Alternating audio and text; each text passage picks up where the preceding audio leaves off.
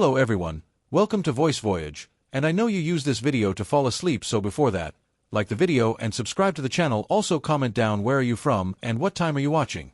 Now get comfortable and relax.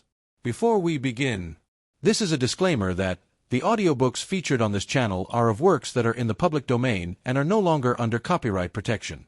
This means the content is free to be used, shared, and distributed. We strive to ensure all materials are properly verified as public domain works. However, if you believe we've mistakenly included copyrighted content, please contact us immediately for removal. This content is provided for educational and entertainment purposes only. We do not claim ownership over any of the texts and aim to make these timeless works more accessible through audio format. Thank you for listening and supporting the preservation of classic literature. The Mystery of Marie Rogêt, a sequel to The Murders in the Rue Morgue, by Edgar Allan Poe. There are few persons, even among the calmest thinkers, who have not occasionally been startled into a vague yet thrilling half-credence in the supernatural, by coincidences of so seemingly marvelous a character that, as mere coincidences, the intellect has been unable to receive them. Such sentiments, for the half-credences of which I speak, have never the full force of thought. Such sentiments are seldom thoroughly stifled unless by reference to the doctrine of chance, or, as it is technically termed, the calculus of probabilities. Now this calculus is, in its essence, purely mathematical, and thus we have the anomaly of the most rigidly exact in science applied to the shadow and spirituality of the most intangible in speculation. The extraordinary details which I am now called upon to make public will be found to form, as regards sequence of time, the primary branch of a series of scarcely intelligible coincidences, whose secondary or concluding branch will be recognized by all readers in the late murder of Mary Cecilia Rogers at New York. When, in an article entitled The Murders in the Rue Morgue, I endeavored, about a year ago, to depict some very remarkable features in the mental character of my friend, the Chevalier Auguste Dupin, it did not occur to me that I should ever resume the subject.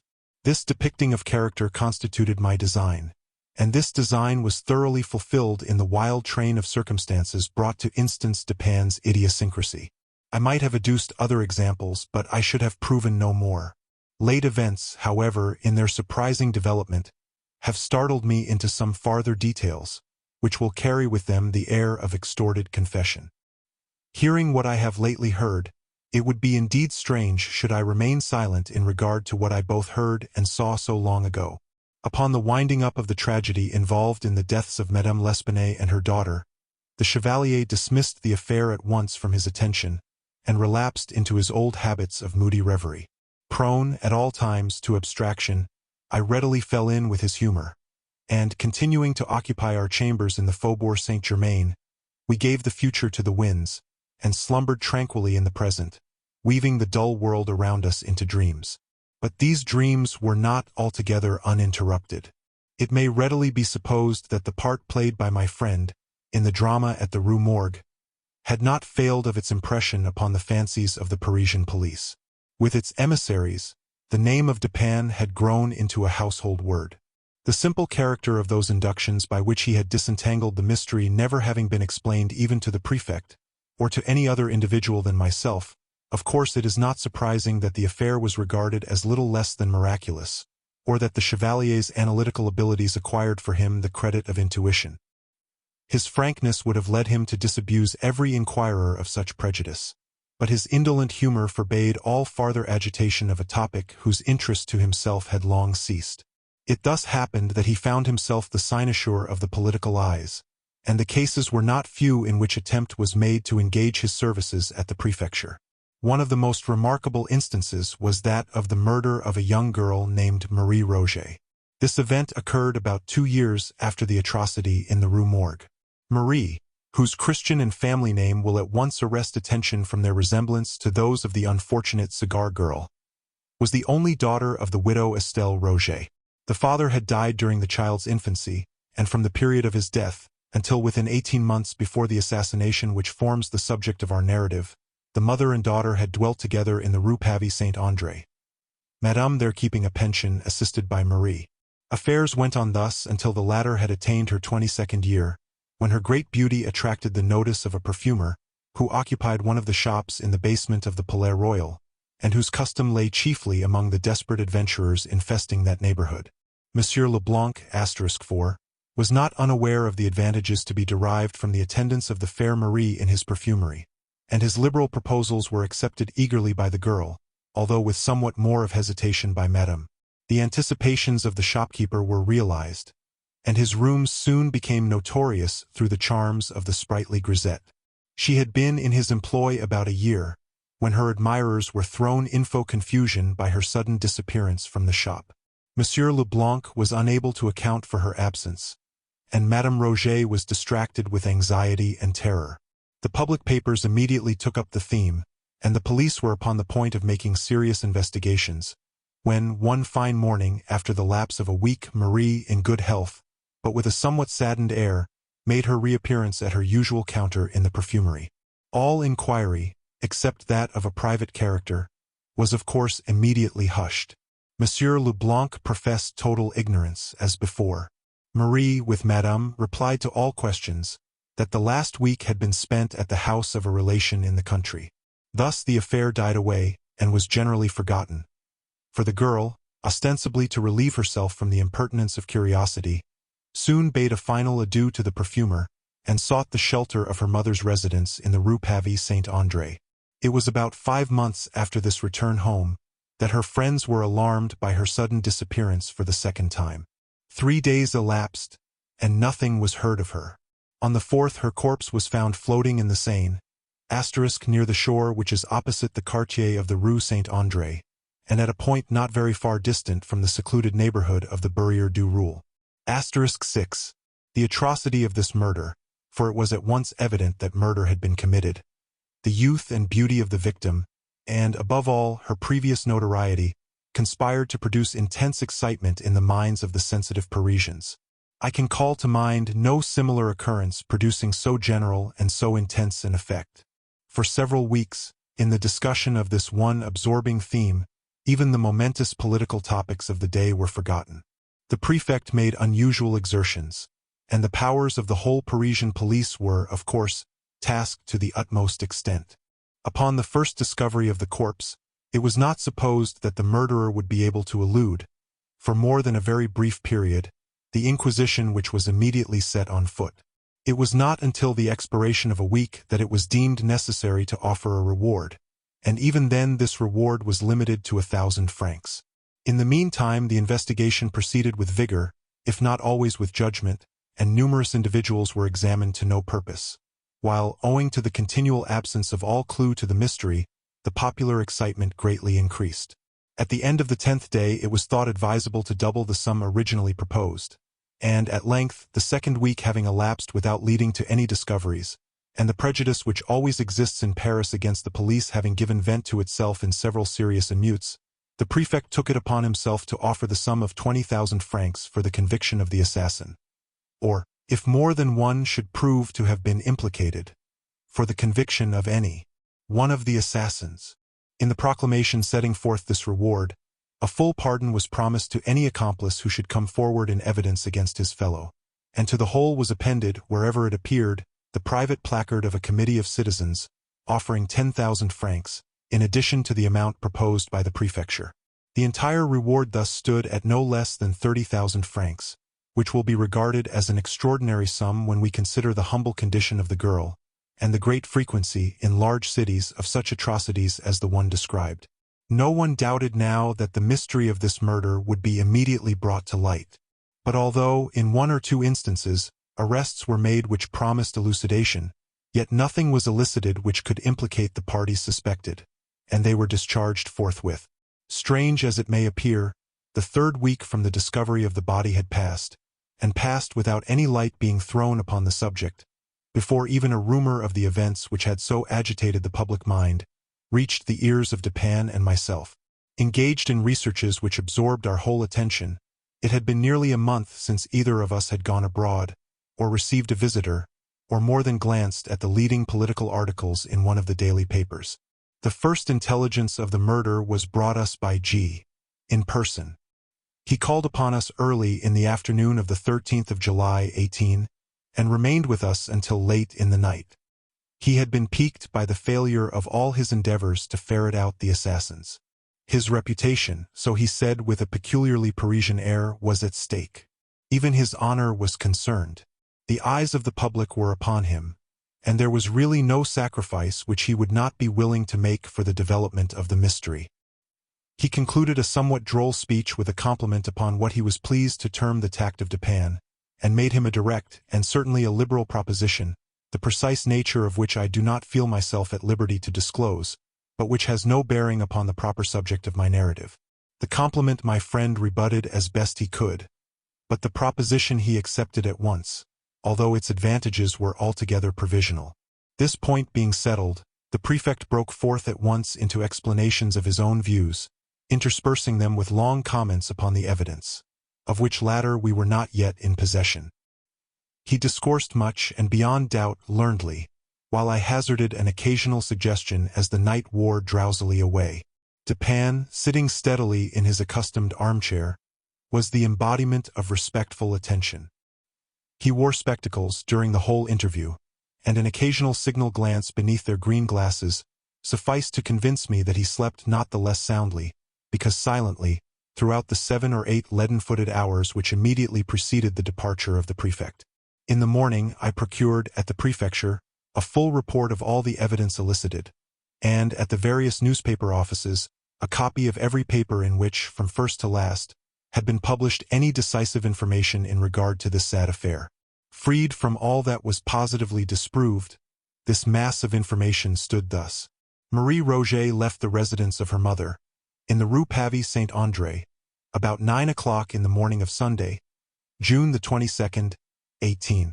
In going out, she gave notice to a Monsieur Jacques Saint-Eustache, *7, and to him only, of her intention to spend the day with an aunt who resided in the Rue de Dromes. The Rue de Dromes is a short and narrow but populous thoroughfare, not far from the banks of the river, and at a distance of some 2 miles, in the most direct course possible, from the pension of Madame Rogêt. Saint-Eustache was the accepted suitor of Marie, and lodged, as well as took his meals, at the pension. He was to have gone for his betrothed at dusk, and to have escorted her home. In the afternoon, however, it came on to rain heavily, and, supposing that she would remain all night at her aunt's, as she had done under similar circumstances before, he did not think it necessary to keep his promise. As night drew on, Madame Rogêt, who was an infirm old lady, 70 years of age, was heard to express a fear that she should never see Marie again. But this observation attracted little attention at the time. On Monday, it was ascertained that the girl had not been to the Rue de Dromes, and when the day elapsed without tidings of her, a tardy search was instituted at several points in the city and its environs. It was not, however, until the 4th day from the period of disappearance that anything satisfactory was ascertained respecting her.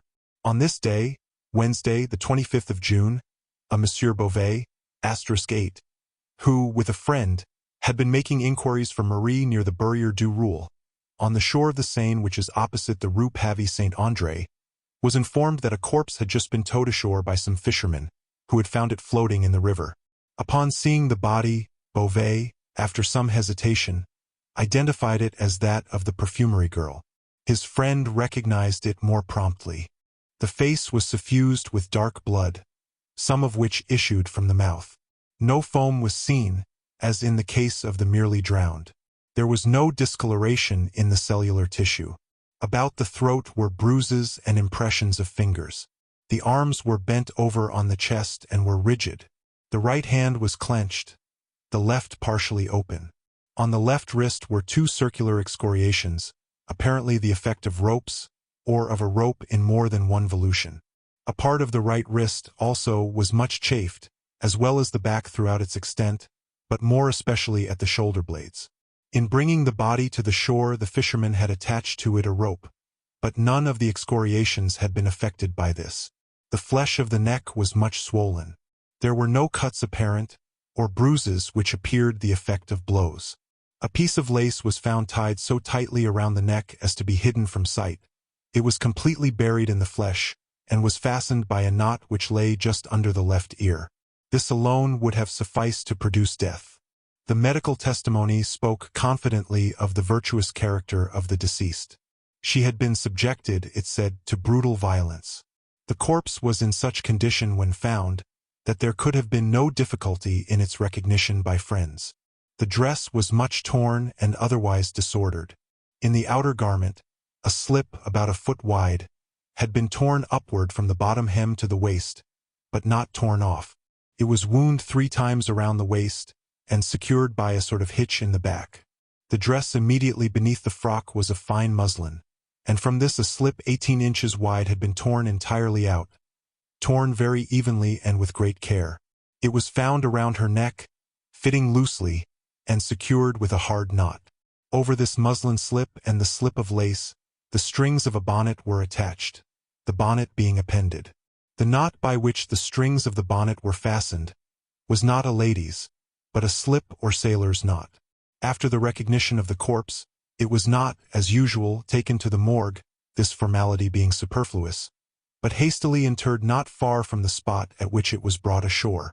Through the exertions of Beauvais, the matter was industriously hushed up as far as possible, and several days had elapsed before any public emotion resulted. A weekly paper, *9, however, at length took up the theme.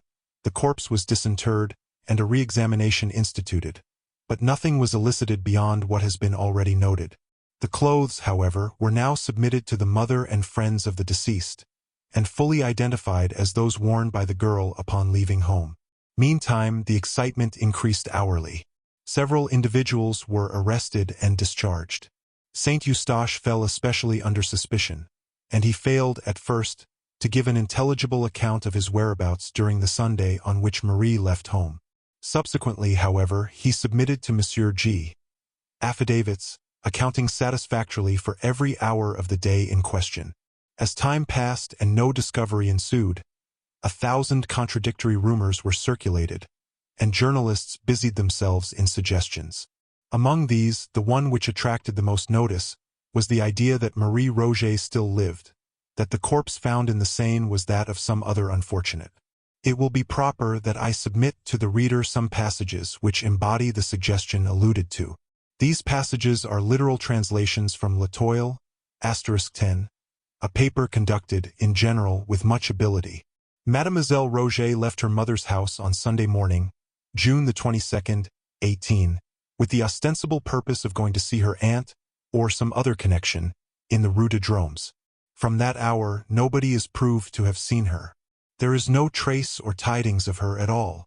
There has no person whatever come forward, so far, who saw her at all on that day, after she left her mother's door. Now, though we have no evidence that Marie Rogêt was in the land of the living after 9 o'clock on Sunday, June the 22nd, we have proof that, up to that hour, she was alive. On Wednesday noon, at 12, a female body was discovered afloat on the shore of the Barrière de Roule. This was, even if we presume that Marie Rogêt was thrown into the river within 3 hours after she left her mother's house, only 3 days from the time she left her home, 3 days to an hour.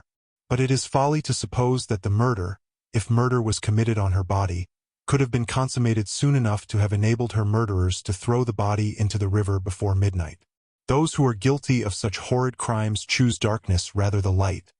Thus we see that if the body found in the river was that of Marie Rogêt, it could only have been in the water 2.5 days, or 3 at the outside. All experience has shown that drowned bodies, or bodies thrown into the water immediately after death by violence, require from 6 to 10 days for decomposition to take place to bring them to the top of the water. Even where a cannon is fired over a corpse, and it rises before at least 5 or 6 days immersion, it sinks again if let alone. Now, we ask, what was there in this case to cause a departure from the ordinary course of nature? If the body had been kept in its mangled state on shore until Tuesday night, some trace would be found on shore of the murderers. It is a doubtful point, also, whether the body would be so soon afloat, even were it thrown in after having been dead 2 days. And, furthermore, it is exceedingly improbable that any villains who had committed such a murder as is here supposed would have thrown the body in without weight to sink it, when such a precaution could have so easily been taken. The editor here proceeds to argue that the body must have been in the water not 3 days merely, but at least 5 times 3 days, because it was so far decomposed that Beauvais had great difficulty in recognizing it. This latter point, however, was fully disproved. I continue the translation. What, then, are the facts on which M. Beauvais says that he has no doubt the body was that of Marie Rogêt? He ripped up the gown sleeve, and says he found marks which satisfied him of the identity.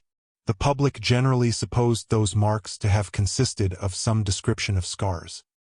He rubbed the arm and found hair upon it, something as indefinite, we think, as can readily be imagined, as little conclusive as finding an arm in the sleeve.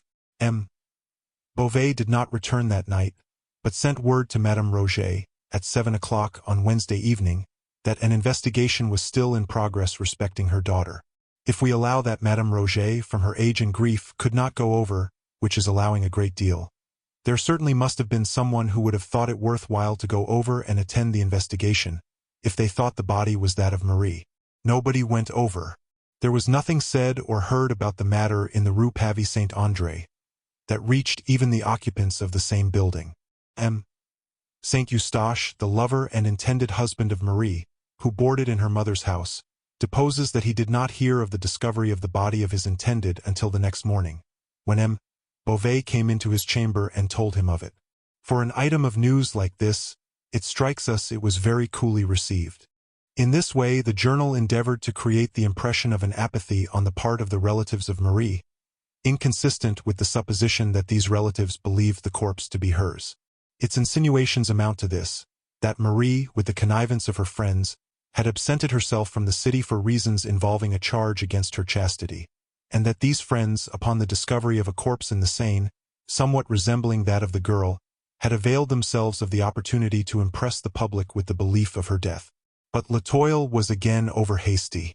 It was distinctly proved that no apathy, such as was imagined, existed, that the old lady was exceedingly feeble, and so agitated as to be unable to attend to any duty, that Saint Eustache, so far from receiving the news coolly, was distracted with grief, and bore himself so frantically, that M. Beauvais prevailed upon a friend and relative to take charge of him, and prevent his attending the examination at the disinterment.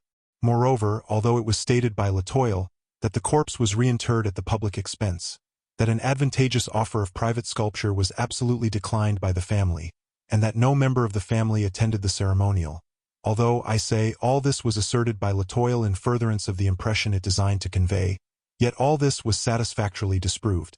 In a subsequent number of the paper, an attempt was made to throw suspicion upon Beauvais himself. The editor says, "Now then a change comes over the matter. We are told that on one occasion, while a Madame B. was at Madame Rogêt's house, M. Beauvais, who was going out, told her that a gendarme was expected there, and she, Madame B., must not say anything to the gendarme until he returned, but let the matter be for him. In the present posture of affairs, M. Beauvais appears to have the whole matter locked up in his head. A single step cannot be taken without M. Beauvais, for, go which way you will, you run against him. For some reason, he determined that nobody shall have anything to do with the proceedings but himself, and he has elbowed the male relatives out of the way, according to their representations, in a very singular manner. He seems to have been very much averse to permitting the relatives to see the body.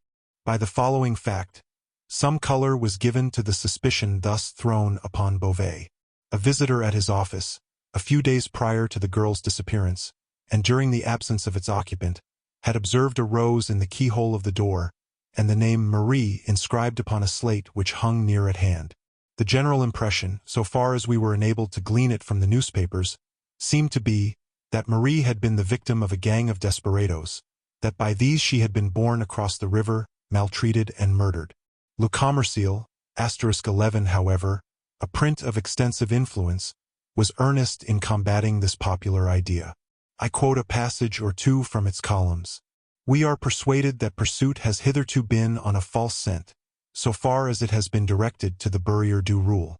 It is impossible that a person so well known to thousands as this young woman was, should have passed 3 blocks without someone having seen her, and anyone who saw her would have remembered it, for she interested all who knew her. It was when the streets were full of people when she went out. It is impossible that she could have gone to the Burier du Roule, or to the Rue de Dromes, without being recognized by a dozen persons. Yet no one has come forward who saw her outside of her mother's door, and there is no evidence except the testimony concerning her expressed intentions that she did go out at all. Her gown was torn, bound round her and tied, and by that the body was carried as a bundle. If the murder had been committed at the Burier du Roule, there would have been no necessity for any such arrangement. The fact that the body was found floating near the Burier is no proof as to where it was thrown into the water. A piece of one of the unfortunate girl's petticoats, 2 feet long and 1 foot wide, was torn out and tied under her chin around the back of her head, probably to prevent screams. This was done by fellows who had no pocket handkerchief. A day or two before the prefect called upon us, however, some important information reached the police, which seemed to overthrow, at least, the chief portion of Le Commercial's argument. 2 small boys, sons of a Madame de Luc, while roaming among the woods near the Burier du Roule, chanced to penetrate a close thicket, within which were 3 or 4 large stones, forming a kind of seat with a back and footstool. On the upper stone lay a white petticoat, on the second a silk scarf. A parasol, gloves, and a pocket handkerchief were also here found. The handkerchief bore the name Marie Rogêt. Fragments of dress were discovered on the brambles around.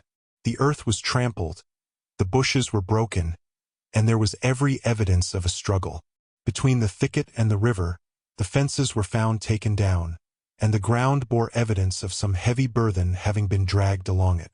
A weekly paper, Le Soleil, *12, had the following comments upon this discovery. Comments which merely echoed the sentiment of the whole Parisian press. The things had all evidently been there at least 3 or 4 weeks. They were all mildewed down hard with the action of the rain and stuck together from mildew. The grass had grown around and over some of them. The silk on the parasol was strong, but the threads of it were run together within. The upper part, where it had been doubled and folded, was all mildewed and rotten, and tore on its being opened.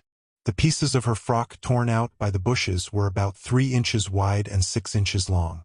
One part was the hem of the frock, and it had been mended. The other piece was part of the skirt, not the hem. They looked like strips torn off, and were on the thorn bush, about a foot from the ground. There can be no doubt, therefore, that the spot of this appalling outrage has been discovered. Consequent upon this discovery, new evidence appeared. Madame de Luc testified that she keeps a roadside inn not far from the bank of the river, opposite the Burier du Roule. The neighborhood is secluded, particularly so. It is the usual Sunday resort of blackguards from the city, who cross the river in boats. About 3 o'clock in the afternoon of the Sunday in question, a young girl arrived at the inn, accompanied by a young man of dark complexion. The two remained here for some time. On their departure, they took the road to some thick woods in the vicinity. Madame de Luc's attention was called to the dress worn by the girl, on account of its resemblance to one worn by a deceased relative. A scarf was particularly noticed. Soon after the departure of the couple, a gang of miscreants made their appearance, behaved boisterously, ate and drank without making payment, followed in the route of the young man and girl, returned to the inn about dusk, and recrossed the river as if in great haste. It was soon after dark, upon this same evening, that Madame de Luc, as well as her eldest son, heard the screams of a female in the vicinity of the inn. The screams were violent but brief. Madame D. recognized not only the scarf which was found in the thicket, but the dress which was discovered upon the corpse.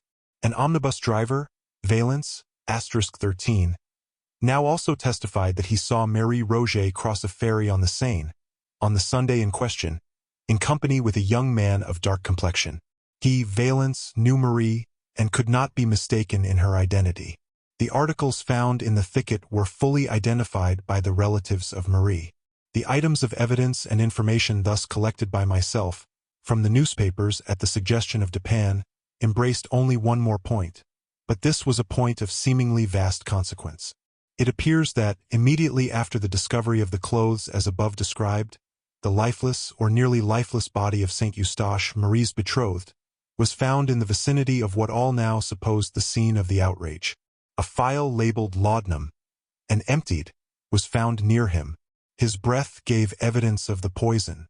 He died without speaking. Upon his person was found a letter, briefly stating his love for Marie, with his design of self-destruction. I need scarcely tell you, said Dupin, as he finished the perusal of my notes, that this is a far more intricate case than that of the Rue Morgue, from which it differs in one important respect. This is an ordinary, although an atrocious instance of crime. There is nothing peculiarly outré about it. You will observe that, for this reason, the mystery has been considered easy, when, for this reason, it should have been considered difficult of solution. Thus, at first it was thought unnecessary to offer a reward. The myrmidons of G were able at once to comprehend how and why such an atrocity might have been committed. They could picture to their imaginations a mode, many modes, and a motive, many motives. And because it was not impossible that either of these numerous modes and motives could have been the actual one, they have taken it for granted that one of them must. But the case with which these variable fancies were entertained, and the very plausibility which each assumed, should have been understood as indicative rather of the difficulties than of the facilities which must attend elucidation.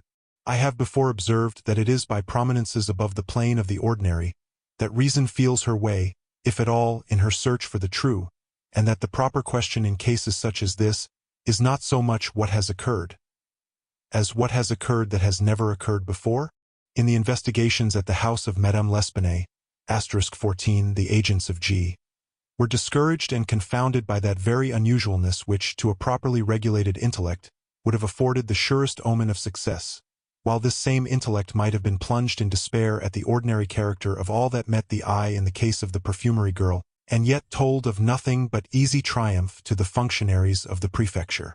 In the case of Madame L'Espanaye and her daughter there was, even at the beginning of our investigation, no doubt that murder had been committed. The idea of suicide was excluded at once. Here, too, we are freed at the commencement from all supposition of self-murder. The body found at the Barrière du Roule was found under such circumstances as to leave us no room for embarrassment upon this important point. But it has been suggested that the corpse discovered is not that of the Marie Rogêt, for the conviction of whose assassin or assassins the reward is offered, and respecting whom solely our agreement has been arranged with the prefect. We both know this gentleman well. It will not do to trust him too far. If, dating our inquiries from the body found, and thence tracing a murderer, we yet discover this body to be that of some other individual than Marie, or, if starting from the living Marie we find her, yet find her unassassinated, in either case we lose our labor, since it is Monsieur G with whom we have to deal. For our own purpose, therefore, if not for the purpose of justice, it is indispensable that our first step should be the determination of the identity of the corpse with the Marie Rogêt who is missing. With the public the arguments of Latoile have had weight, and that the journal itself is convinced of their importance would appear from the manner in which it commences one of its essays upon the subject. Several of the morning papers of the day, it says, speak of the conclusive article in Monday's Étoile. To me, this article appears conclusive of little beyond the zeal of its inditer. We should bear in mind that, in general, it is the object of our newspapers rather to create a sensation, to make a point, than to further the cause of truth. The latter end is only pursued when it seems coincident with the former. The print which merely falls in with ordinary opinion, however well-founded this opinion may be, earns for itself no credit with the mob. The mass of the people regard as profound only him who suggests pungent contradictions of the general idea. In ratiocination, not less than in literature, it is the epigram which is the most immediately and the most universally appreciated. In both, it is of the lowest order of merit. What I mean to say is that it is the mingled epigram and melodrame of the idea that Marie Rogêt still lives, rather than any true plausibility in this idea, which have suggested it to Latoile, and secured it a favorable reception with the public. Let us examine the heads of this journal's argument, endeavoring to avoid the incoherence with which it is originally set forth. The first aim of the writer is to show, from the brevity of the interval between Marie's disappearance and the finding of the floating corpse, that this corpse cannot be that of Marie. The reduction of this interval to its smallest possible dimension becomes thus at once an object with the reasoner. In the rash pursuit of this object, he rushes into mere assumption at the outset. It is folly to suppose, he says, that the murder, if murder was committed on her body, could have been consummated soon enough to have enabled her murderers to throw the body into the river before midnight. We demand at once, and very naturally, why.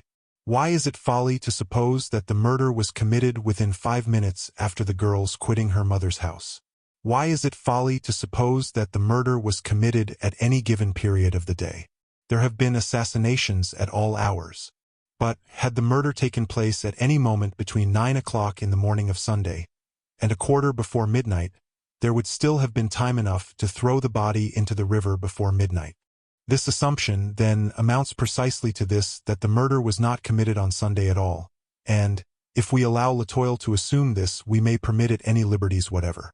The paragraph beginning, "It is folly to suppose that the murder, etc., however it appears as printed in Latoile, may be imagined to have existed actually thus in the brain of its indicter. It is folly to suppose that the murder, if murder was committed on the body, could have been committed soon enough to have enabled her murderers to throw the body into the river before midnight. It is folly, we say, to suppose all this, and to suppose at the same time, as we are resolved to suppose, that the body was not thrown in until after midnight, a sentence sufficiently inconsequential in itself, but not so utterly preposterous as the one printed. Were it my purpose," continued Dupin, "merely to make out a case against this passage of Latoile's argument, I might safely leave it where it is. It is not, however, with Latoile that we have to do, but with the truth. The sentence in question has but one meaning as it stands, and this meaning I have fairly stated, but it is material that we go behind the mere words, for an idea which these words have obviously intended and failed to convey. It was the design of the journalist to say that, at whatever period of the day or night of Sunday this murder was committed, it was improbable that the assassins would have ventured to bear the corpse to the river before midnight. And herein lies, really, the assumption of which I complain. It is assumed that the murder was committed at such a position, and under such circumstances, that the bearing it to the river became necessary. Now, the assassination might have taken place upon the river's brink or on the river itself, and thus the throwing the corpse in the water might have been resorted to, at any period of the day or night, as the most obvious and most immediate mode of disposal. You will understand that I suggest nothing here as probable, or as coincident with my own opinion. My design, so far, has no reference to the facts of the case. I wish merely to caution you against the whole tone of Latoile's suggestion, by calling your attention to its ex parte character at the outset.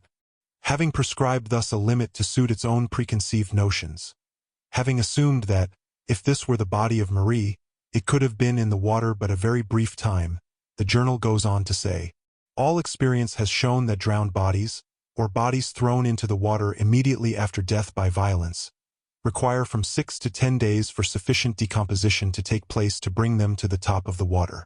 Even when a cannon is fired over a corpse, and it rises before at least 5 or 6 days' immersion, it sinks again if let alone. These assertions have been tacitly received by every paper in Paris, with the exception of Le Moniteur. *15.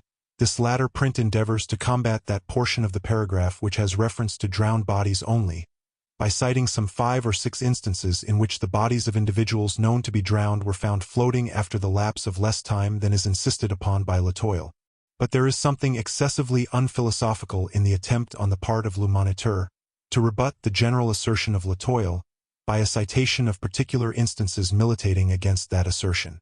Had it been possible to adduce 50 instead of 5 examples of bodies found floating at the end of 2 or 3 days, these 50 examples could still have been properly regarded only as exceptions to Latoile's rule, until such time as the rule itself should be confuted. Admitting the rule, and this Le Moniteur does not deny, insisting merely upon its exceptions, the argument of Latoile is suffered to remain in full force, for this argument does not pretend to involve more than a question of the probability of the body having risen to the surface in less than 3 days, and this probability will be in favor of Latoile's position until the instances so childishly adduced shall be sufficient in number to establish an antagonistical rule. You will see at once that all argument upon this head should be urged, if at all, against the rule itself, and for this end we must examine the rationale of the rule. Now the human body, in general, is neither much lighter nor much heavier than the water of the Seine.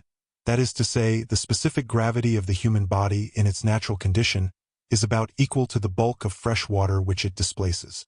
The bodies of fat and fleshy persons, with small bones, and of women generally, are lighter than those of the lean and large-boned, and of men, and the specific gravity of the water of a river is somewhat influenced by the presence of the tide from sea.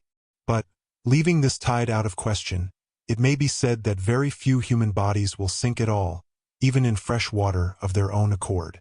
Almost anyone falling into a river will be enabled to float, if he suffer the specific gravity of the water fairly to be adduced in comparison with his own. That is to say, if he suffer his whole person to be immersed, with as little exception as possible. The proper position for one who cannot swim is the upright position of the walker on land, with the head thrown fully back and immersed, the mouth and nostrils alone remaining above the surface. Thus circumstanced, we shall find that we float without difficulty and without exertion. It is evident, however, that the gravities of the body and of the bulk of water displaced are very nicely balanced, and that a trifle will cause either to preponderate. An arm, for instance, uplifted from the water and thus deprived of its support, is an additional weight sufficient to immerse the whole head, while the accidental aid of the smallest piece of timber will enable us to elevate the head so as to look about. Now, in the struggles of one and used to swimming, the arms are invariably thrown upwards, while an attempt is made to keep the head in its usual perpendicular position. The result is the immersion of the mouth and nostrils, and the inception, during efforts to breathe while beneath the surface of water into the lungs. Much is also received into the stomach, and the whole body becomes heavier by the difference between the weight of the air originally distending these cavities, and that of the fluid which now fills them. This difference is sufficient to cause the body to sink as a general rule, but is insufficient in the cases of individuals with small bones and an abnormal quantity of flaccid or fatty matter. Such individuals float even after drowning. The corpse, being supposed at the bottom of the river, will there remain until, by some means, its specific gravity again becomes less than that of the bulk of water which it displaces. This effect is brought about by decomposition or otherwise. The result of decomposition is the generation of gas, distending the cellular tissues and all the cavities, and giving the puffed appearance which is so horrible. When this distension has so far progressed that the bulk of the corpse is materially increased without a corresponding increase of mass or weight, its specific gravity becomes less than that of the water displaced, and it forthwith makes its appearance at the surface. But decomposition is modified by innumerable circumstances, is hastened or retarded by innumerable agencies. For example, by the heat or cold of the season, by the mineral impregnation or purity of the water, by its depth or shallowness, by its currency or stagnation, by the temperament of the body, by its infection or freedom from disease before death. Thus it is evident that we can assign no period, with anything like accuracy, at which the corpse shall rise through decomposition. Under certain conditions this result would be brought about within an hour. Under others it might not take place at all. There are chemical infusions by which the animal frame can be preserved forever from corruption. The bichloride of mercury is one. But, apart from decomposition, there may be, and very usually is, a generation of gas within the stomach, from the acetous fermentation of vegetable matter or within other cavities from other causes, sufficient to induce a distension which will bring the body to the surface. The effect produced by the firing of a cannon is that of simple vibration. This may either loosen the corpse from the soft mud or ooze in which it is embedded, thus permitting it to rise when other agencies have already prepared it for so doing, or it may overcome the tenacity of some putrescent portions of the cellular tissue, allowing the cavities to distend under the influence of the gas. Having thus before us the whole philosophy of this subject, we can easily test by it the assertions of Latoil. All experience shows, says this paper, that drowned bodies or bodies thrown into the water immediately after death by violence require from 6 to 10 days for sufficient decomposition to take place to bring them to the top of the water. Even when a cannon is fired over a corpse, and it rises before at least 5 or 6 days' immersion, it sinks again if let alone. The whole of this paragraph must now appear a tissue of inconsequence and incoherence. All experience does not show that drowned bodies require from 6 to 10 days for sufficient decomposition to take place to bring them to the surface. Both science and experience show that the period of their rising is, and necessarily must be, indeterminate. If, moreover, a body has risen to the surface through firing of cannon, it will not sink again if let alone, until decomposition has so far progressed as to permit the escape of the generated gas. But I wish to call your attention to the distinction which is made between drowned bodies and bodies thrown into the water immediately after death by violence. Although the writer admits the distinction, he yet includes them all in the same category. I have shown how it is that the body of a drowning man becomes specifically heavier than its bulk of water, and that he would not sink at all, except for the struggles by which he elevates his arms above the surface, and his gasps for breath while beneath the surface, gasps which supply by water the place of the original air in the lungs. But these struggles and these gasps would not occur in the body, thrown into the water immediately after death by violence. Thus, in the latter instance, the body, as a general rule, would not sink at all, a fact of which Latoile is evidently ignorant. When decomposition had proceeded to a very great extent, when the flesh had in a great measure left the bones, then, indeed, but not till then, should we lose sight of the corpse. And now what are we to make of the argument that the body found could not be that of Marie Rogêt, because, 3 days only having elapsed, this body was found floating? If drowned, being a woman, she might never have sunk, or having sunk, might have reappeared in 24 hours or less. But no one supposes her to have been drowned, and, dying before being thrown into the river, she might have been found floating at any period afterwards whatever. But, says Latoile, if the body had been kept in its mangled state on shore until Tuesday night, some trace would be found on shore of the murderers. Here it is at first difficult to perceive the intention of the reasoner. He means to anticipate what he imagines would be an objection to his theory, viz., that the body was kept on shore 2 days, suffering rapid decomposition, more rapid than if immersed in water. He supposes that, had this been the case, it might have appeared at the surface on the Wednesday, and thinks that only under such circumstances it could so have appeared. He is accordingly in haste to show that it was not kept on shore, for, if so, some trace would be found on shore of the murderers. I presume you smile at the sequitur. You cannot be made to see how the mere duration of the corpse on the shore could operate to multiply traces of the assassins. Nor can I. And furthermore, it is exceedingly improbable, continues our journal, that any villains who had committed such a murder as is here supposed would have thrown the body in without weight to sink it, when such a precaution could have so easily been taken. Observe here the laughable confusion of thought. No one, not even Latoile, disputes the murder committed on the body found. The marks of violence are too obvious. It is our reasoner's object merely to show that this body is not Marie's. He wishes to prove that Marie is not assassinated, not that the corpse was not. Yet his observation proves only the latter point. Here is a corpse without weight attached. Murderers, casting it in, would not have failed to attach a weight. Therefore it was not thrown in by murderers. This is all which is proved, if anything is. The question of identity is not even approached, and Latoile has been at great pains merely to gainsay now what it has admitted only a moment before. We are perfectly convinced, it says, that the body found was that of a murdered female. Nor is this the sole instance, even in this division of his subject, where our reasoner unwittingly reasons against himself. His evident object, I have already said, is to reduce, as much as possible, the interval between Marie's disappearance and the finding of the corpse. Yet we find him urging the point that no person saw the girl from the moment of her leaving her mother's house. We have no evidence, he says, that Marie Rogêt was in the land of the living after 9 o'clock on Sunday, June the 22nd. As his argument is obviously an ex parte one, he should, at least, have left this matter out of sight. For had anyone been known to see Marie, say on Monday or on Tuesday, the interval in question would have been much reduced, and, by his own ratiocination, the probability much diminished of the corpse being that of the grisette.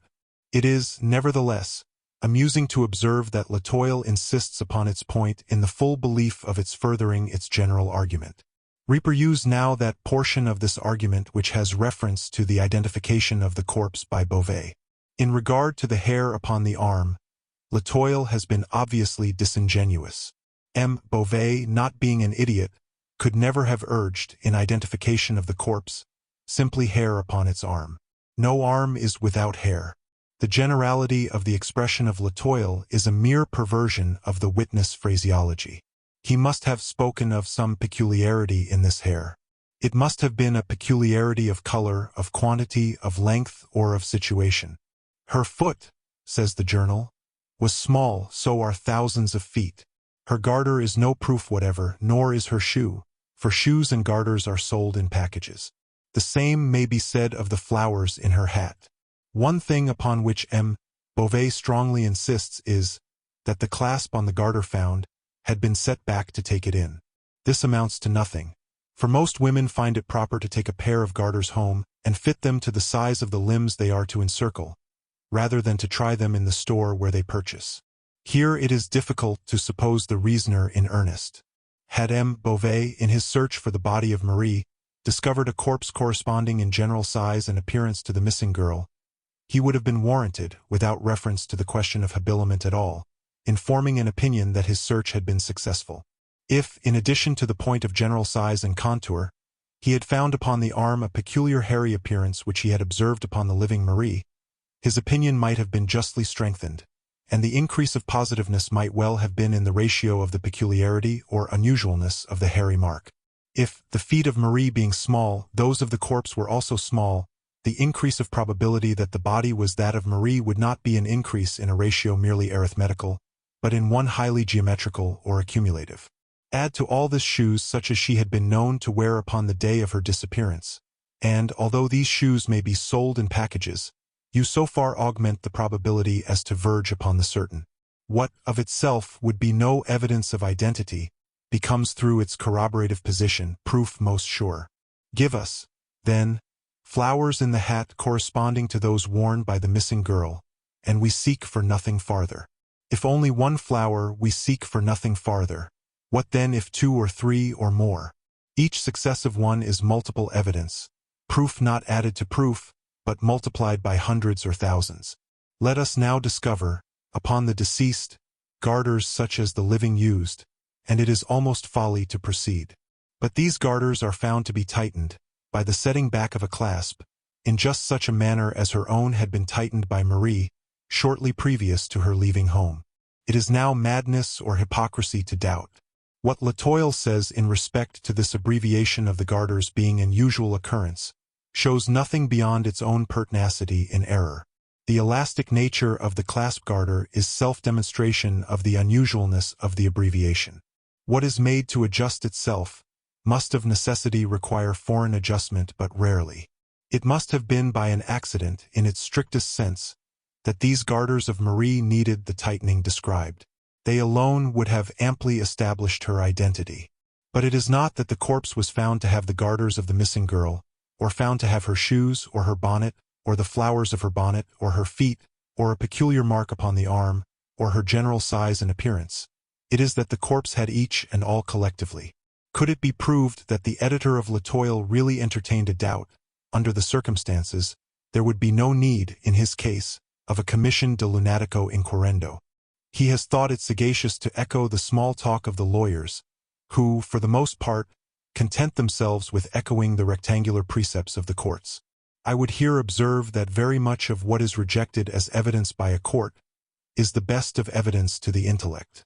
For the court, guiding itself by the general principles of evidence, the recognized and booked principles, is averse from swerving at particular instances. And this steadfast adherence to principle, with rigorous disregard of the conflicting exception, is a sure mode of attaining the maximum of attainable truth in any long sequence of time.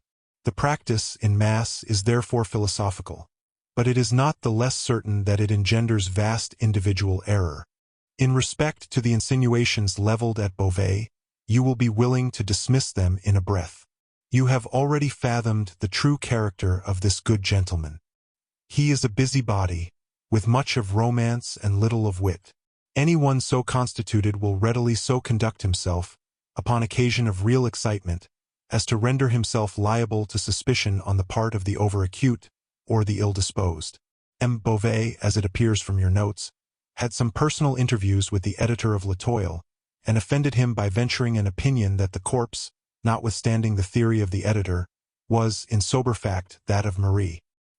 He persists, says the paper, in asserting the corpse to be that of Marie, but cannot give a circumstance, in addition to those which we have commented upon, to make others believe. Now, without readverting to the fact that stronger evidence to make others believe could never have been adduced, it may be remarked that a man may very well be understood to believe, in a case of this kind, without the ability to advance a single reason for the belief of a second party. Nothing is more vague than impressions of individual identity. Each man recognizes his neighbor, yet there are few instances in which anyone is prepared to give a reason for his recognition. The editor of L'Etoile had no right to be offended at M. Beauvais' unreasoning belief. The suspicious circumstances which invest him will be found to tally much better with my hypothesis of romantic busybodyism than with the reasoner's suggestion of guilt. Once adopting the more charitable interpretation, we shall find no difficulty in comprehending the rose in the keyhole, the Marie upon the slate, the elbowing the male relatives out of the way, the aversion to permitting them to see the body, the caution given to Madame B. that she must hold no conversation with the gendarme until his return, Beauvais, and lastly, his apparent determination that nobody should have anything to do with the proceedings except himself. It seems to me unquestionable that Beauvais was a suitor of Marie's, that she coquetted with him, and that he was ambitious of being thought to enjoy her fullest intimacy and confidence. I shall say nothing more upon this point, and, as the evidence fully rebuts the assertion of L'Etoile, touching the matter of apathy on the part of the mother and other relatives, an apathy inconsistent with the supposition of their believing the corpse to be that of the perfumery girl, we shall now proceed as if the question of identity were settled to our perfect satisfaction. And what, I here demanded, do you think of the opinions of Le Commerciel? That, in spirit, they are far more worthy of attention than any which have been promulgated upon the subject. The deductions from the premises are philosophical and acute, but the premises, in 2 instances at least, are founded in imperfect observation. Le Commerciel wishes to intimate that Marie was seized by some gang of low ruffians not far from her mother's door. It is impossible, it urges, that a person so well known to thousands as this young woman was, should have passed 3 blocks without someone having seen her. This is the idea of a man long resident in Paris, a public man, and one whose walks to and fro in the city have been mostly limited to the vicinity of the public offices. He is aware that he seldom passes so far as a dozen blocks from his own bureau without being recognized and accosted. And, knowing the extent of his personal acquaintance with others and of others with him, he compares his notoriety with that of the perfumery girl, finds no great difference between them, and reaches at once the conclusion that she, in her walks, would be equally liable to recognition with himself in his. This could only be the case were her walks of the same unvarying, methodical character, and within the same species of limited region as are his own.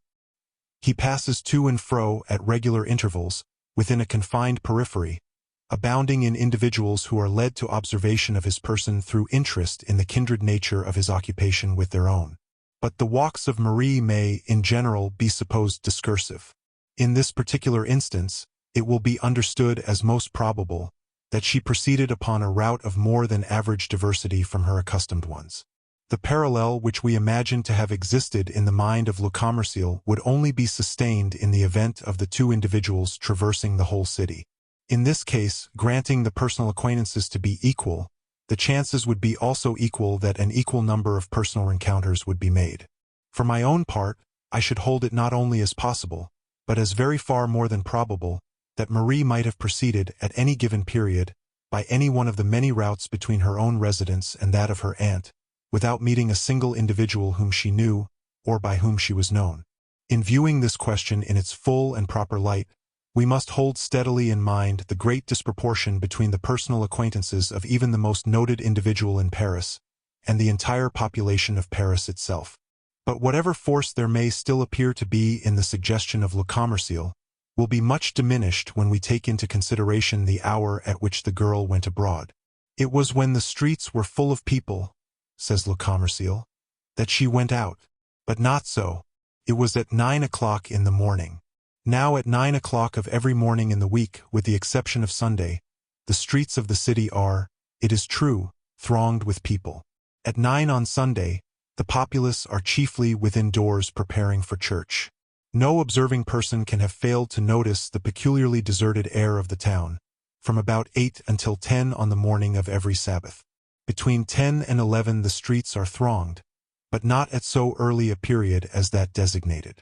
There is another point at which there seems a deficiency of observation on the part of Le Commerciel. A piece, it says, of one of the unfortunate girl's petticoats, 2 feet long and 1 foot wide, was torn out and tied under her chin, and around the back of her head, probably to prevent screams. This was done by fellows who had no pocket handkerchiefs. Whether this idea is or is not well-founded, we will endeavor to see hereafter. But by fellows who have no pocket handkerchiefs the editor intends the lowest class of ruffians. These, however, are the very description of people who will always be found to have handkerchiefs even when destitute of shirts. You must have had occasion to observe how absolutely indispensable, of late years, to the thorough blackguard, has become the pocket handkerchief. And what are we to think, I asked, of the article in Le Soleil? That it is a vast pity its inditer was not born a parrot, in which case he would have been the most illustrious parrot of his race. He has merely repeated the individual items of the already published opinion, collecting them with a laudable industry from this paper and from that. The things had all evidently been there, he says, at least 3 or 4 weeks, and there can be no doubt that the spot of this appalling outrage has been discovered. The facts here restated by Le Soleil are very far indeed from removing my own doubts upon this subject, and we will examine them more particularly hereafter in connection with another division of the theme. At present we must occupy ourselves with other investigations. You cannot fail to have remarked the extreme laxity of the examination of the corpse. To be sure, the question of identity was readily determined, or should have been, but there were other points to be ascertained. Had the body been in any respect despoiled? Had the deceased any articles of jewelry about her person upon leaving home? So, had she any when found? These are important questions utterly untouched by the evidence, and there are others of equal moment, which have met with no attention. We must endeavor to satisfy ourselves by personal inquiry. The case of Saint Eustache must be re-examined. I have no suspicion of this person, but let us proceed methodically. We will ascertain beyond a doubt the validity of the affidavits in regard to his whereabouts on the Sunday. Affidavits of this character are readily made matter of mystification. Should there be nothing wrong here, however, we will dismiss Saint Eustache from our investigations. His suicide, however corroborative of suspicion, were there found to be deceit in the affidavits, is, without such deceit, in no respect an unaccountable circumstance, or one which need cause us to deflect from the line of ordinary analysis. In that which I now propose, we will discard the interior points of this tragedy, and concentrate our attention upon its outskirts. Not the least usual error in investigations such as this is the limiting of inquiry to the immediate, with total disregard of the collateral or circumstantial events. It is the malpractice of the courts to confine evidence and discussion to the bounds of apparent relevancy. Yet experience has shown, and a true philosophy will always show, that a vast, perhaps the larger portion of truth, arises from the seemingly irrelevant. It is through the spirit of this principle, if not precisely through its letter, that modern science has resolved to calculate upon the unforeseen. But perhaps you do not comprehend me. The history of human knowledge has so uninterruptedly shown that to collateral or incidental or accidental events we are indebted for the most numerous and most valuable discoveries, that it has at length become necessary, in any prospective view of improvement, to make not only large, but the largest allowances for inventions that shall arise by chance, and quite out of the range of ordinary expectation. It is no longer philosophical to base upon what has been a vision of what is to be. Accident is admitted as a portion of the substructure. We make chance a matter of absolute calculation. We subject the unlooked for and unimagined to the mathematical formulae of the schools. I repeat that it is no more than fact that the larger portion of all truth has sprung from the collateral, and it is but in accordance with the spirit of the principle involved in this fact that I would divert inquiry, in the present case, from the trodden and hitherto unfruitful ground of the event itself to the contemporary circumstances which surround it. While you ascertain the validity of the affidavits, I will examine the newspapers more generally than you have as yet done. So far, we have only reconnoitered the field of investigation, but it will be strange indeed if a comprehensive survey, such as I propose of the public prints, will not afford us some minute points which shall establish a direction for inquiry. In pursuance of Dupin's suggestion, I made scrupulous examination of the affair of the affidavits. The result was a firm conviction of their validity, and of the consequent innocence of Saint Eustache. In the meantime my friend occupied himself, with what seemed to me a minuteness altogether objectless, in a scrutiny of the various newspaper files. At the end of a week he placed before me the following extracts. About 3 years and a half ago, a disturbance very similar to the present was caused by the disappearance of this same Marie Rogêt from the parfumery of Monsieur Leblanc in the Palais Royal. At the end of a week, however, she reappeared at her customary comptoir, as well as ever, with the exception of a slight paleness not altogether usual. It was given out by Monsieur Leblanc and her mother that she had merely been on a visit to some friend in the country, and the affair was speedily hushed up. We presume that the present absence is a freak of the same nature, and that, at the expiration of a week or perhaps of a month, we shall have her among us again. Evening Paper, Monday, June 23rd. *17. An evening journal of yesterday refers to a former mysterious disappearance of Mademoiselle Rogêt. It is well known that, during the week of her absence from Leblanc's perfumery, she was in the company of a young naval officer, much noted for his debaucheries. A quarrel, it is supposed, providentially led to her return home. We have the name of the Lothario in question, who is, at present, stationed in Paris, but, for obvious reasons, forbear to make it public. Le Mercury, Tuesday morning, June 24th. *18. An outrage of the most atrocious character was perpetrated near this city the day before yesterday. A gentleman, with his wife and daughter, engaged, about dusk, the services of 6 young men, who were idly rowing a boat to and fro near the banks of the Seine, to convey him across the river. Upon reaching the opposite shore, the 3 passengers stepped out, and had proceeded so far as to be beyond the view of the boat, when the daughter discovered that she had left in it her parasol. She returned for it, was seized by the gang, carried out into the stream, gagged, brutally treated, and finally taken to the shore at a point not far from that at which she had originally entered the boat with her parents. The villains have escaped for the time, but the police are upon their trail, and some of them will soon be taken. Morning Paper, June 25th. *19. We have received 1 or 2 communications, the object of which is to fasten the crime of the late atrocity upon Manet. *20. But as this gentleman has been fully exonerated by a loyal inquiry, and as the arguments of our several correspondents appear to be more zealous than profound, we do not think it advisable to make them public. Morning Paper, June 28th. *21. We have received several forcibly written communications, apparently from various sources, and which go far to render it a matter of certainty that the unfortunate Marie Rogêt has become a victim of one of the numerous bands of blackguards which infest the vicinity of the city upon Sunday. Our own opinion is decidedly in favor of this supposition. We shall endeavor to make room for some of these arguments hereafter. Evening Paper, Tuesday, June 31st. *22. On Monday, one of the bargemen connected with the revenue service saw an empty boat floating down the Seine. Sails were lying in the bottom of the boat. The bargeman towed it under the barge office. The next morning it was taken from thence, without the knowledge of any of the officers. The rudder is now at the barge office. Lou Diligence, Thursday, June 26th. Upon reading these various extracts, they not only seemed to me irrelevant, but I could perceive no mode in which any one of them could be brought to bear upon the matter in hand. I waited for some explanation from Dupin.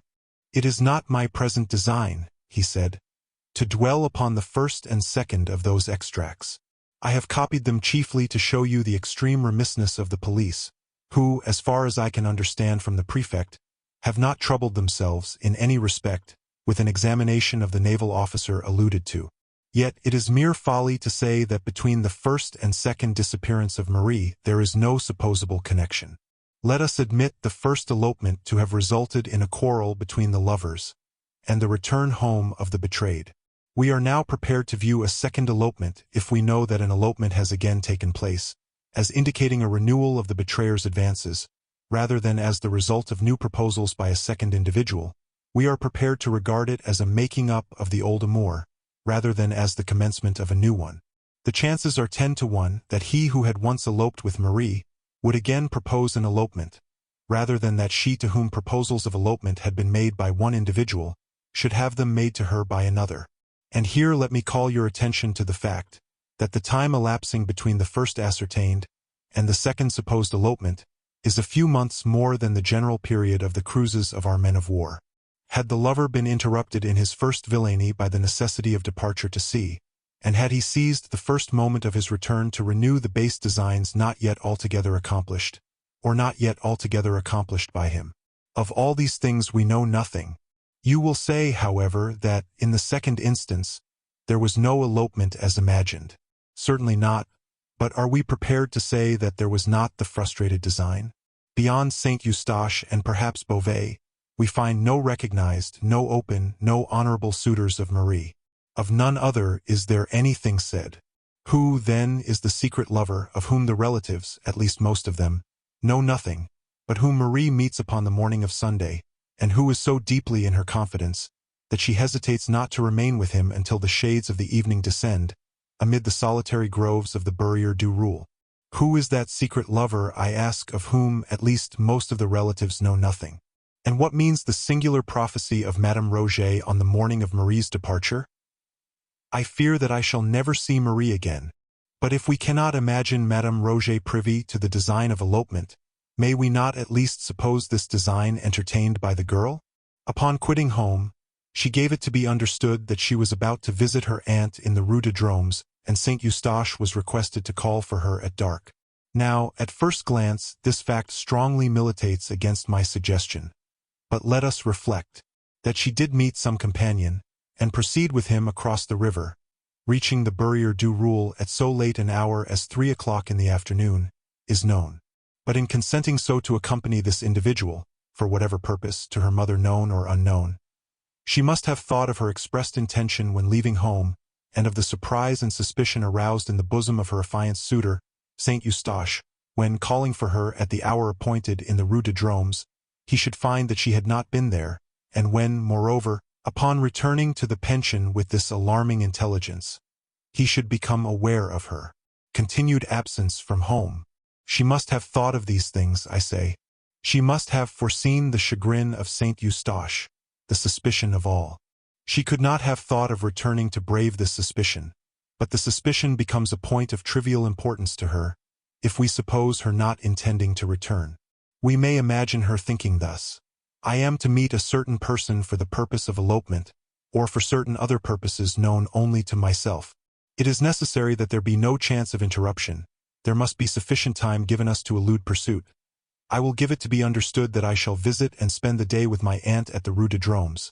I will tell Saint Eustache not to call for me until dark. In this way, my absence from home for the longest possible period without causing suspicion or anxiety will be accounted for, and I shall gain more time than in any other manner. If I bid Saint Eustache call for me at dark, he will be sure not to call before. But if I wholly neglect to bid him call, my time for escape will be diminished, since it will be expected that I return the earlier, and my absence will the sooner excite anxiety. Now, if it were my design to return at all, if I had in contemplation merely a stroll with the individual in question, it would not be my policy to bid Saint Eustache call. For calling, he will be sure to ascertain that I have played him false, a fact of which I might keep him forever in ignorance, by leaving home without notifying him of my intention, by returning before dark, and by then stating that I had been to visit my aunt in the Rue de Drômes. But, as it is my design never to return, or not for some weeks, or not until certain concealments are effected, the gaining of time is the only point about which I need give myself any concern. You have observed, in your notes, that the most general opinion in relation to this sad affair is, and was from the first, that the girl had been the victim of a gang of blackguards. Now, the popular opinion, under certain conditions, is not to be disregarded. When arising of itself, when manifesting itself in a strictly spontaneous manner, we should look upon it as analogous with that intuition which is the idiosyncrasy of the individual man of genius. In 99 cases from the 100 I would abide by its decision. But it is important that we find no palpable traces of suggestion. The opinion must be rigorously the public's own, and the distinction is often exceedingly difficult to perceive and to maintain. In the present instance, it appears to me that this public opinion in respect to a gang has been superinduced by the collateral event which is detailed in the third of my extracts. All Paris is excited by the discovered corpse of Marie, a girl young, beautiful and notorious. This corpse is found, bearing marks of violence, and floating in the river. But it is now made known that, at the very period or about the very period, in which it is supposed that the girl was assassinated, an outrage similar in nature to that endured by the deceased, although less in extent, was perpetuated by a gang of young ruffians upon the person of a second young female. Is it wonderful that the one known atrocity should influence the popular judgment in regard to the other unknown? This judgment awaited direction, and the known outrage seemed so opportunely to afford it. Marie, too, was found in the river, and upon this very river was this known outrage committed. The connection of the two events had about it so much of the palpable, that the true wonder would have been a failure of the populace to appreciate and to seize it. But, in fact, the one atrocity known to be so committed is, if anything, evidence that the other, committed at a time nearly coincident, was not so committed. It would have been a miracle indeed, if, while a gang of ruffians were perpetrating at a given locality a most unheard-of wrong, there should have been another similar gang in a similar locality in the same city under the same circumstances with the same means and appliances, engaged in a wrong of precisely the same aspect, at precisely the same period of time. Yet in what, if not in this marvelous train of coincidence, does the accidentally suggested opinion of the populace call upon us to believe? Before proceeding farther, let us consider the supposed scene of the assassination, in the thicket at the Barrière du Roule. This thicket, although dense, was in the close vicinity of a public road.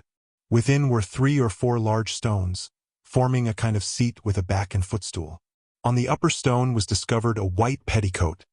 On the second, a silk scarf. A parasol, gloves, and a pocket handkerchief were also here found. The handkerchief bore the name Marie Rogêt. Fragments of dress were seen on the branches around. The earth was trampled, the bushes were broken, and there was every evidence of a violent struggle.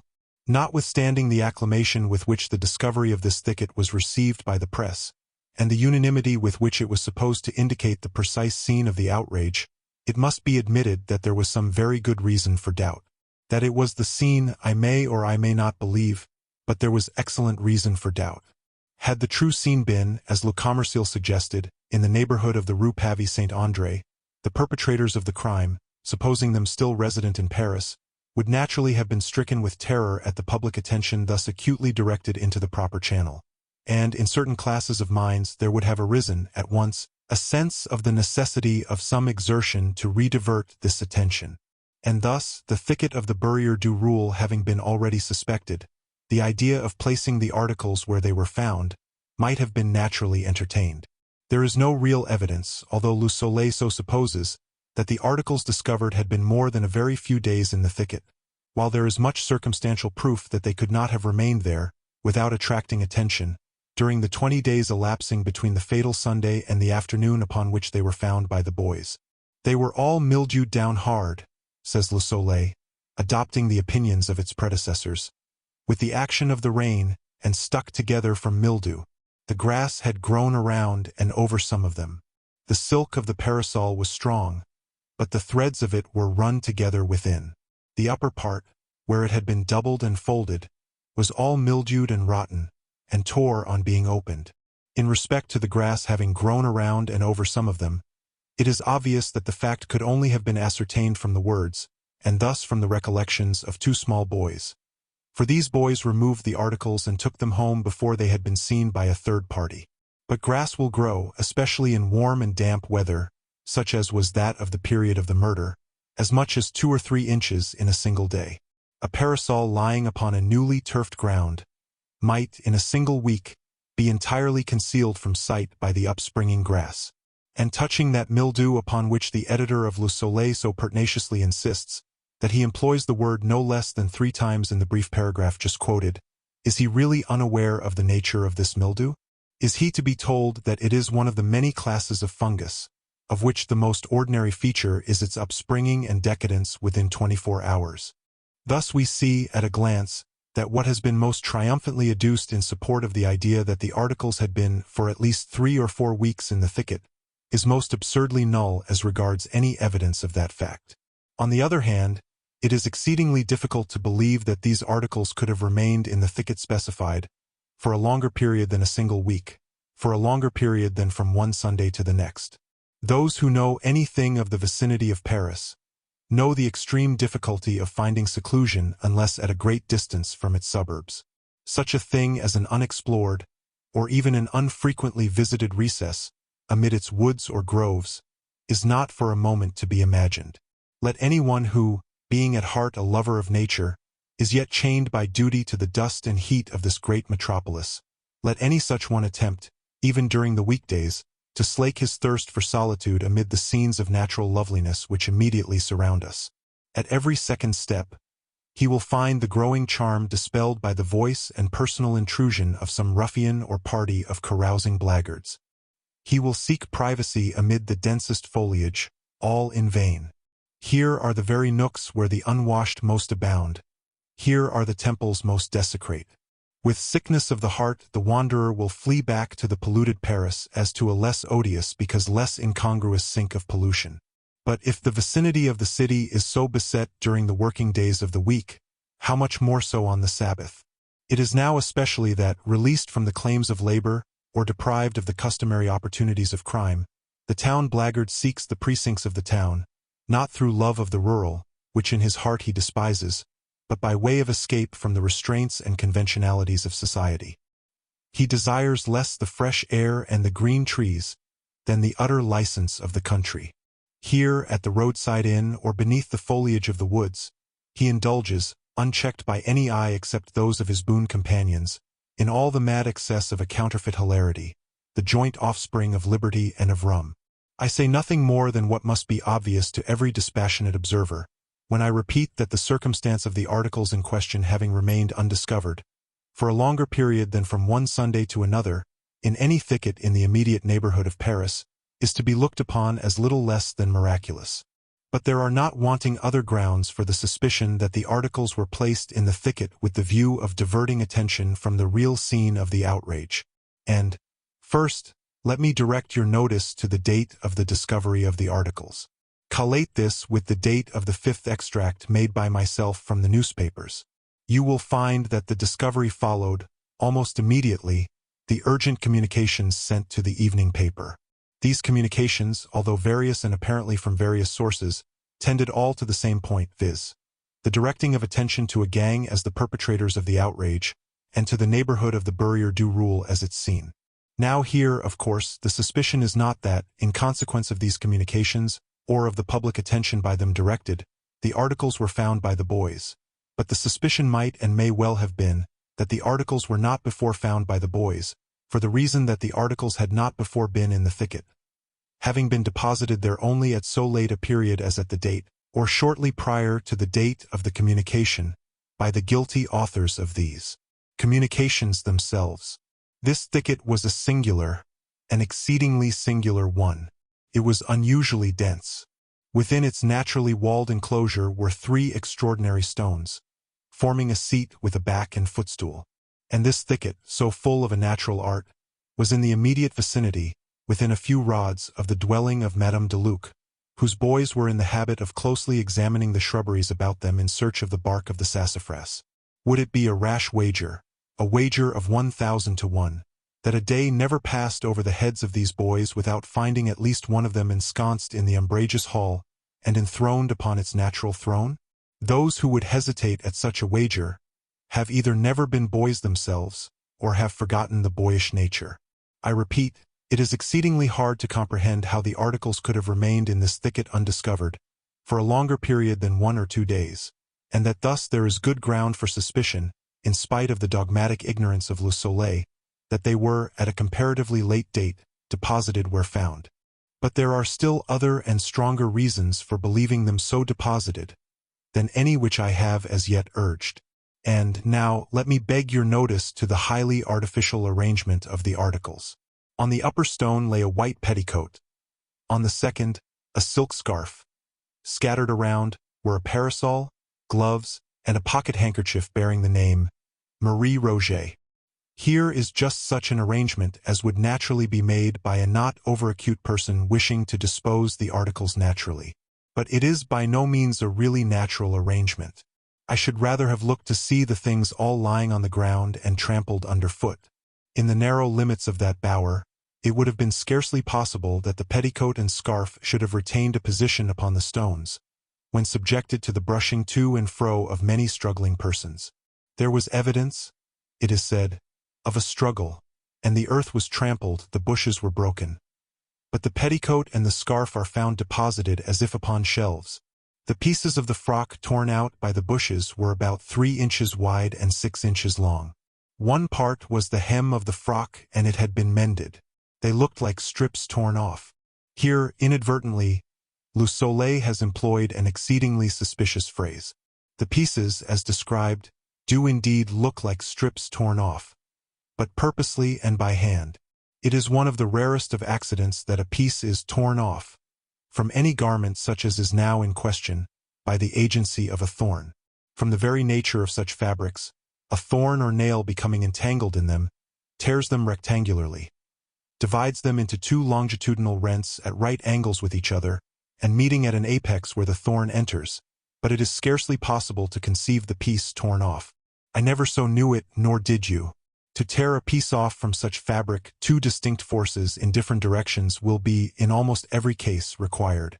If there be 2 edges to the fabric, if, for example, it be a pocket handkerchief, and it is desired to tear from it a slip, then and then only will the one force serve the purpose. But in the present case the question is of a dress, presenting but one edge. To tear a piece from the interior, where no edge is presented, could only be effected by a miracle through the agency of thorns, and no one thorn could accomplish it. But, even where an edge is presented, 2 thorns will be necessary, operating the one in 2 distinct directions and the other in one. And this in the supposition that the edge is unhemmed. If hemmed, the matter is nearly out of the question.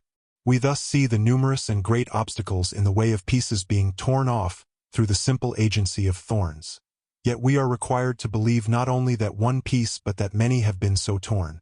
And one part, too, was the hem of the frock. Another piece was part of the skirt, not the hem. That is to say, was torn completely out through the agency of thorns, from the uncaged interior of the dress. These, I say, are things which one may well be pardoned for disbelieving. Yet, taken collectively, they form, perhaps, less of reasonable ground for suspicion than the one startling circumstance of the articles having been left in this thicket at all, by any murderers who had enough precaution to think of removing the corpse. You will not have apprehended me rightly, however, if you suppose it my design to deny this thicket as the scene of the outrage. There might have been a wrong here, or, more possibly, an accident at Madame Deluc's. But, in fact, this is a point of minor importance. We are not engaged in an attempt to discover the scene, but to produce the perpetrators of the murder. What I have adduced, notwithstanding the minuteness with which I have adduced it, has been with the view, first, to show the folly of the positive and headlong assertions of Le Soleil, but secondly and chiefly, to bring you, by the most natural route, to a further contemplation of the doubt whether this assassination has, or has not, been the work of a gang. We will resume this question by mere allusion to the revolting details of the surgeon examined at the inquest. It is only necessary to say that his published inferences, in regard to the number of ruffians, have been properly ridiculed as unjust and totally baseless by all the reputable anatomists of Paris. Not that the matter might not have been as inferred, but that there was no ground for the inference. Was there not much for another? Let us reflect now upon the traces of a struggle, and let me ask what these traces have been supposed to demonstrate. A gang. But do they not rather demonstrate the absence of a gang? What struggle could have taken place? What struggle so violent and so enduring as to have left its traces in all directions, between a weak and defenseless girl and the gang of ruffians imagined? The silent grasp of a few rough arms and all would have been over. The victim must have been absolutely passive at their will. You will here bear in mind that the arguments urged against the thicket as the scene are applicable in chief part only against it as the scene of an outrage committed by more than a single individual. If we imagine but one violator, we can conceive, and thus only conceive, the struggle of so violent and so obstinate a nature as to have left the traces apparent. And again, I have already mentioned the suspicion to be excited by the fact that the articles in question were suffered to remain at all in the thicket where discovered. It seems almost impossible that these evidences of guilt should have been accidentally left where found. There was sufficient presence of mind, it is supposed, to remove the corpse, and yet a more positive evidence than the corpse itself, whose features might have been quickly obliterated by decay, is allowed to lie conspicuously in the scene of the outrage. I allude to the handkerchief with the name of the deceased. If this was accident, it was not the accident of a gang. We can imagine it only the accident of an individual. Let us see. An individual has committed the murder. He is alone with the ghost of the departed. He is appalled by what lies motionless before him. The fury of his passion is over, and there is abundant room in his heart for the natural awe of the deed. His is none of that confidence which the presence of numbers inevitably inspires. He is alone with the dead. He trembles and is bewildered. Yet there is a necessity for disposing of the corpse. He bears it to the river, but leaves behind him the other evidences of guilt. For it is difficult, if not impossible, to carry all the burthen at once, and it will be easy to return for what is left. But in his toilsome journey to the water his fears redouble within him. The sounds of life encompass his path. A dozen times he hears or fancies the step of an observer. Even the very lights from the city bewilder him. Yet, in time and by long and frequent pauses of deep agony, he reaches the river's brink and disposes of his ghastly charge, perhaps through the medium of a boat. But now what treasure does the world hold? What threat of vengeance could it hold out, which would have power to urge the return of that lonely murderer over that toilsome and perilous path, to the thicket and its blood-chilling recollections? He returns not, let the consequences be what they may. He could not return if he would. His sole thought is immediate escape. He turns his back forever upon those dreadful shrubberies and flees as from the wrath to come. But how with a gang? Their number would have inspired them with confidence. If, indeed, confidence is ever wanting in the breast of the errant blackguard, and of errant blackguards alone are the supposed gangs ever constituted, their number, I say, would have prevented the bewildering and unreasoning terror which I have imagined to paralyze the single man. Could we suppose an oversight in one or two or three, this oversight would have been remedied by a fourth. They would have left nothing behind them, for their number would have enabled them to carry all at once. There would have been no need of return. Consider now the circumstance that in the outer garment of the corpse when found, a slip, about a foot wide, had been torn upward from the bottom hem to the waist wound 3 times round the waist, and secured by a sort of hitch in the back. This was done with the obvious design of affording a handle by which to carry the body. But would any number of men have dreamed of resorting to such an expedient? To 3 or 4, the limbs of the corpse would have afforded not only a sufficient, but the best possible hold. The device is that of a single individual, and this brings us to the fact that between the thicket and the river, the rails of the fences were found taken down, and the ground bore evident traces of some heavy burden having been dragged along it. But would a number of men have put themselves to the superfluous trouble of taking down a fence, for the purpose of dragging through it a corpse which they might have lifted over any fence in an instant? Would a number of men have so dragged a corpse at all as to have left evident traces of the dragging? And here we must refer to an observation of Le Commerciel, an observation upon which I have already, in some measure, commented. A piece, says this journal, of one of the unfortunate girl's petticoats was torn out and tied under her chin, and around the back of her head, probably to prevent screams. This was done by fellows who had no pocket handkerchiefs. I have before suggested that a genuine blackguard is never without a pocket handkerchief. But it is not to this fact that I now especially advert. That it was not through want of a handkerchief for the purpose imagined by Le Commerciel that this bandage was employed is rendered apparent by the handkerchief left in the thicket, and that the object was not to prevent screams appears, also, from the bandage having been employed in preference to what would so much better have answered the purpose. But the language of the evidence speaks of the strip in question as found around the neck, fitting loosely, and secured with a hard knot. These words are sufficiently vague, but differ materially from those of Le Commerciel. The slip was 18 inches wide, and therefore, although of muslin, would form a strong band when folded or rumpled longitudinally. And thus rumpled it was discovered. My inference is this: the solitary murderer, having borne the corpse for some distance, whether from the thicket or elsewhere, by means of the bandage hitched around its middle, found the weight, in this mode of procedure, too much for his strength. He resolved to drag the burthen. The evidence goes to show that it was dragged. With this object in view, it became necessary to attach something like a rope to one of the extremities. It could be best attached about the neck, where the head would prevent its slipping off. And now the murderer bethought him, unquestionably, of the bandage about the loins.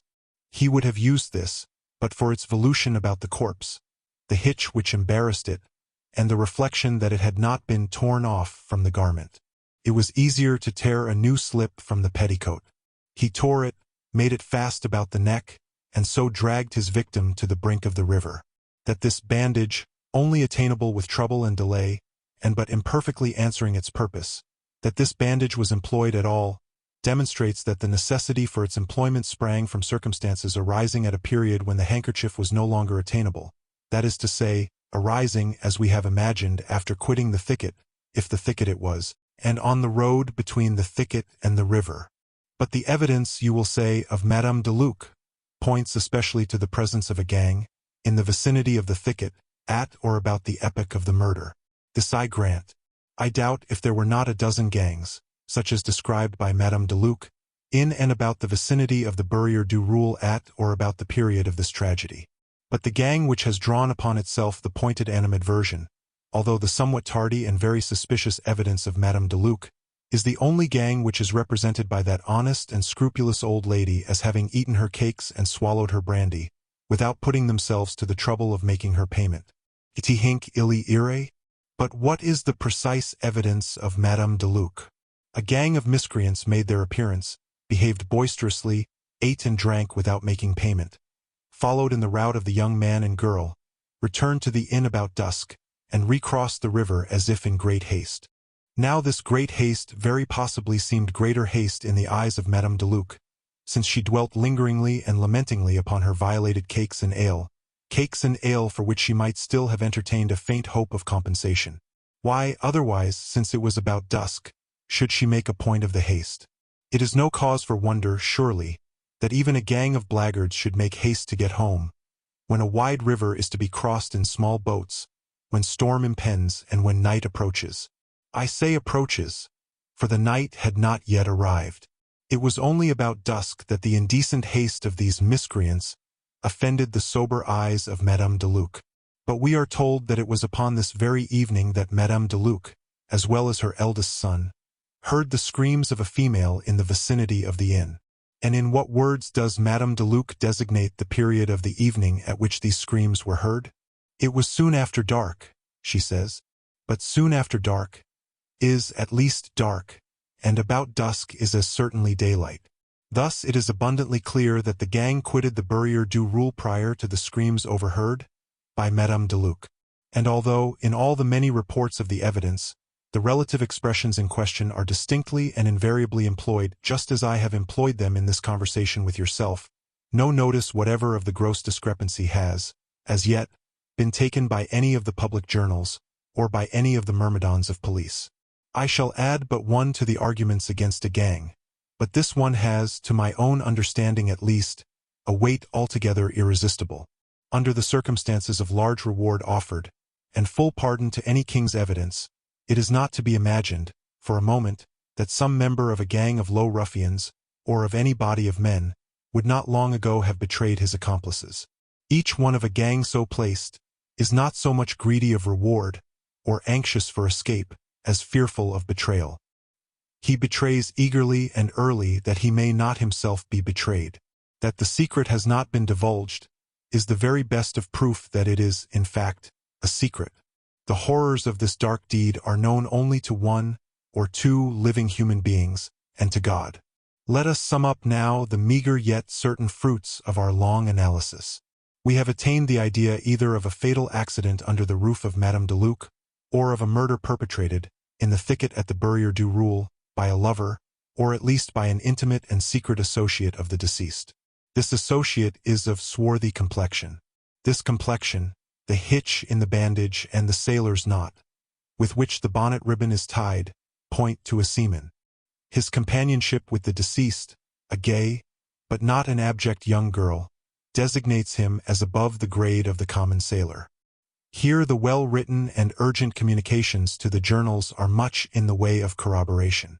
The circumstance of the first elopement, as mentioned by Le Mercury, tends to blend the idea of this seaman with that of the naval officer, who was first known to have led the unfortunate into crime. And here, most fitly, comes the consideration of the continued absence of him of the dark complexion. Let me pause to observe that the complexion of this man is dark and swarthy. It was no common swarthiness which constituted the sole point of remembrance, both as regards Valence and Madame de Luc. But why is this man absent? Was he murdered by the gang? If so, why are there only traces of the assassinated girl? The scene of the two outrages will naturally be supposed identical. And where is his corpse? The assassins would most probably have disposed of both in the same way. But it may be said that this man lives, and is deterred from making himself known, through dread of being charged with the murder. This consideration might be supposed to operate upon him now, at this late period, since it has been given in evidence that he was seen with Marie, but it would have had no force at the period of the deed. The first impulse of an innocent man would have been to announce the outrage, and to aid in identifying the ruffians. This policy would have suggested, he had been seen with the girl. He had crossed the river with her in an open ferry boat. The denouncing of the assassins would have appeared, even to an idiot, the surest and sole means of relieving himself from suspicion. We cannot suppose him, on the night of the fatal Sunday, both innocent himself and incognizant of an outrage committed. Yet only under such circumstances is it possible to imagine that he would have failed, if alive, in the denouncement of the assassins. And what means are ours of attaining the truth? We shall find these means multiplying and gathering distinctness as we proceed. Let us sift to the bottom this affair of the first elopement. Let us know the full history of the officer, with his present circumstances, and his whereabouts at the precise period of the murder. Let us carefully compare with each other the various communications sent to the evening paper, in which the object was to inculpate a gang. This done, let us compare these communications, both as regards style and MS, with those sent to the morning paper at a previous period, and insisting so vehemently upon the guilt of Manet. And, all this done, let us again compare these various communications with the known missives of the officer. Let us endeavor to ascertain, by repeated questionings of Madame de Luc and her boys, as well as of the omnibus driver Valence, something more of the personal appearance and bearing of the man of dark complexion. Queries skillfully directed will not fail to elicit from some of these parties information on this particular point or upon others, information which the parties themselves may not even be aware of possessing. And let us now trace the boat picked up by the bargeman on the morning of Monday the 23rd of June, and which was removed from the barge office, without the cognizance of the officer in attendance, and without the rudder at some period prior to the discovery of the corpse. With a proper caution and perseverance we shall infallibly trace this boat, for not only can the bargeman who picked it up identify it, but the rudder is at hand. The rudder of a sailboat would not have been abandoned, without inquiry, by one altogether at ease in heart. And here let me pause to insinuate a question. There was no advertisement of the picking up of this boat. It was silently taken to the barge office, and as silently removed. But its owner or employer, how happened he, at so early a period as Tuesday morning, to be informed, without the agency of advertisement, of the locality of the boat taken up on Monday, unless we imagine some connection with the Navy, some personal permanent connection leading to cognizance of its minute in interests, its petty local news? In speaking of the lonely assassin dragging his burden to the shore, I have already suggested the probability of his availing himself of a boat. Now we are to understand that Marie Rogêt was precipitated from a boat. This would naturally have been the case. The corpse could not have been trusted to the shallow waters of the shore. The peculiar marks on the back and shoulders of the victim tell of the bottom ribs of a boat. That the body was found without weight is also corroborative of the idea. If thrown from the shore, a weight would have been attached. We can only account for its absence by supposing the murderer to have neglected the precaution of supplying himself with it before pushing off. In the act of consigning the corpse to the water, he would unquestionably have noticed his oversight, but then no remedy would have been at hand. Any risk would have been preferred to a return to that accursed shore. Having rid himself of his ghastly charge, the murderer would have hastened to the city. There, at some obscure wharf, he would have leaped on land. But the boat, would he have secured it? He would have been in too great haste for such things as securing a boat. Moreover, in fastening it to the wharf, he would have felt as if securing evidence against himself. His natural thought would have been to cast from him, as far as possible, all that had held connection with his crime. He would not only have fled from the wharf, but he would not have permitted the boat to remain. Assuredly, he would have cast it adrift. Let us pursue our fancies. In the morning, the wretch is stricken with unutterable horror at finding that the boat has been picked up and detained at a locality which he is in the daily habit of frequenting. At a locality, perhaps, which his duty compels him to frequent. The next night, without daring to ask for the rudder, he removes it. Now where is that rudderless boat? Let it be one of our first purposes to discover. With the first glimpse we obtain of it, the dawn of our success shall begin. This boat shall guide us, with a rapidity which will surprise even ourselves, to him who employed it in the midnight of the fatal Sabbath. Corroboration will rise upon corroboration, and the murderer will be traced. For reasons which we shall not specify, but which to many readers will appear obvious, we have taken the liberty of here omitting, from the missives placed in our hands, such portion as details the following up of the apparently slight clue obtained by Dupin. We feel it advisable only to state, in brief, that the result desired was brought to pass, and that the prefect fulfilled punctually, although with reluctance, the terms of his compact with the Chevalier. Mr. Poe's article concludes with the following words: eds. Asterisk 23. It will be understood that I speak of coincidences and no more. What I have said above upon this topic must suffice.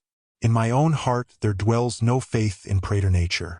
That nature and its God are two, no man who thinks will deny.